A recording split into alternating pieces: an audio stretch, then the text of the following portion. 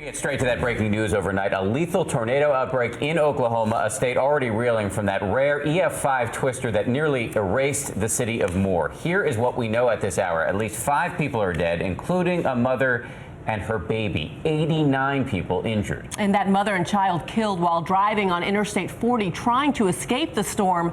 The barrage of tornadoes hit at the worst time during rush hour, and most of the deaths involved people trapped in their own cars, and in some cases their vehicles literally picked up like toys by the storm.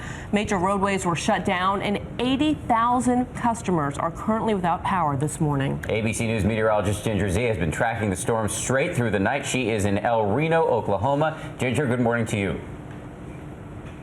Good morning, Dan. This is almost devastation deja vu, and an unfortunate situation as we saw all of the ingredients coming together again yesterday, and here it happened. Parts of this school from the inside out.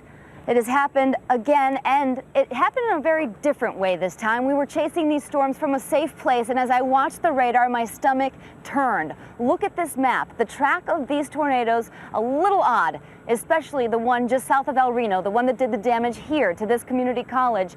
It wobbled back and forth and then jutted to the northeast, tracked along I-40. The second, you can see there, right along I-40, crosses I-44. Tons and tons of cars on the road at that time. And the third, just south and east, way too close to Moore, Oklahoma. Now, our threat not yet over today, but look at how far it spread even yesterday. More than 240 severe weather reports from the UP of Michigan all the way down to Texas. Go south! Fred, if you don't go south, we're gonna die! Dramatic cries from storm chasers trying to outrun one of the Oklahoma tornadoes.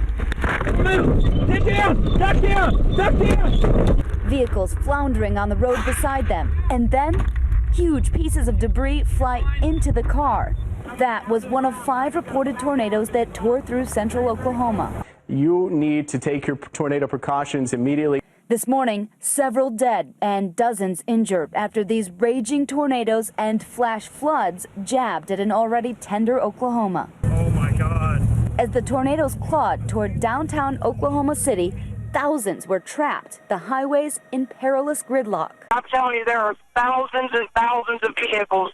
Every road is jammed. We were well ahead of the storm, but saw the chaos on the roads. We're on I-44 South. They've shut down the highway going north so that people can't get into Oklahoma City. This is a very serious situation. 2 tornadoes back to back heading downtown. Overnight, the relentless rain just poured salt on the wound. I'm walking out to my backyard where there is a large rapids. As all the rain fell, rescue crews searched for survivors, and we made our way to El Reno. We had to pull over. We were trying to get to El Reno where all the damage is, but hail so heavy and flooding rain still affecting hours after this tornado here west of Oklahoma City. As soon as we arrived, debris everywhere. The community college crushed. We had our maintenance staff here, and then we had one class, an adult class, that was going tonight, and we were able to get all of those folks down in the basement area, it's a safe area, and everybody survived. That's great. And that wouldn't necessarily, I mean, there's a lot of damage. Oh, I think it's a total loss.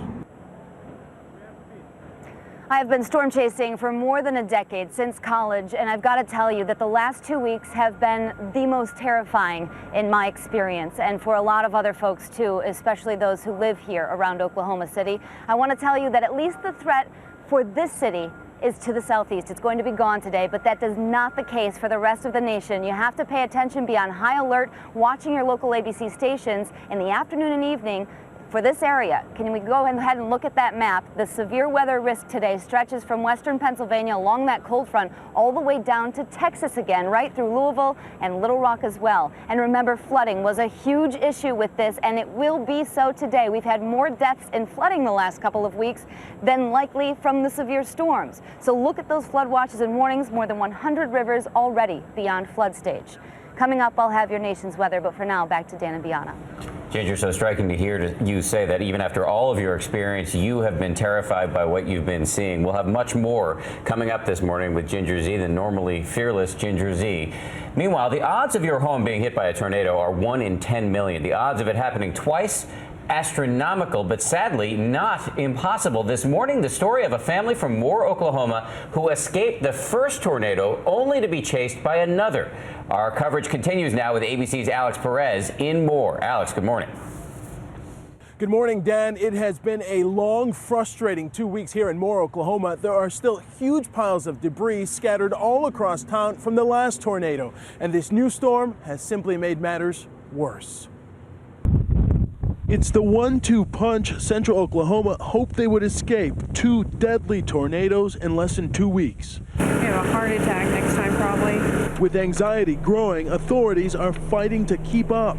We have to make a decision. Do we take this patient and leave everybody else here, or do we try to get them out of the water too? For those in Moore, Oklahoma, the terror of the devastating May 20th tornado is still fresh. A piece of somebody's roof came through the window and landed on her bed. The Chevrolet family lost their home in the tornadoes nearly 2 weeks ago and took shelter in an Oklahoma City hotel.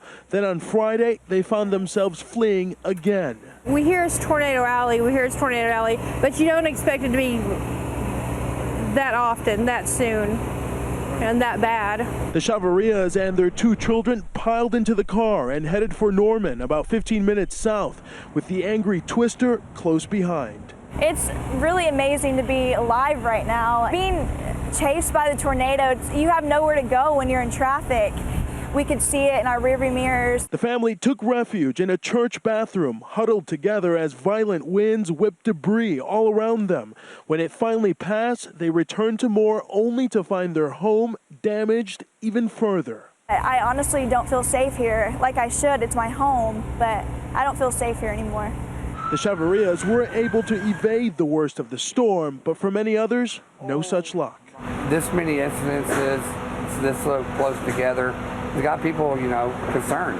Rescue workers braved the flooded highways littered with stalled and abandoned cars to save the stranded. Paramedic Jim McClung waded through rushing water to carry one woman to safety from her submerged car. We have to look at her safety, at her condition, and make sure that what we're going to do is not going to injure her anymore or injure us trying to get her back to the ambulance.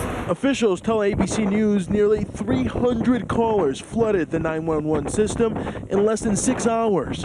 A harrowing night for those outrunning yet another brutal storm, and for the men and women who stayed behind to brave the relentless weather.